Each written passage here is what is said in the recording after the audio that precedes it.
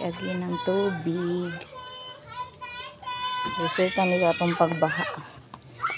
Hindi okay na mo og rake. Nis makaagi-agi na gamay. Impihanan na lang. Ikuha na lang yung basura na. Thank you sa help, Ate Lydian, Ate Bibi. Di day binuang ang rake. Bukat-bukat mo dyan yung rake. Hay, namoy po akong bukton sa rake ba. Hello, dong. At least dili siya mas stagnant ang tubig. Dili siya kuya sa dengue. Di ba, Bella Chichiwa? Kung ang pagkaut, huwag man na siya. Marag yupak man. Pag us ka oras kinaut. Di ka po yun ako. Thank you, Ate Lydian, Ate Bibi. Kanin, pihanan nilang ni kung ano na yung basura.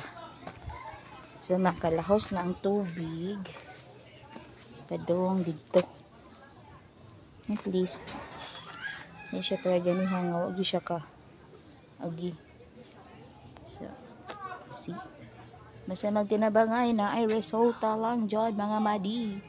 Thank you, Ate Lydia, Ate Bibi again. Thank you, thank you. And thank you, Ate Rosie, Kuya Bibot sa rake.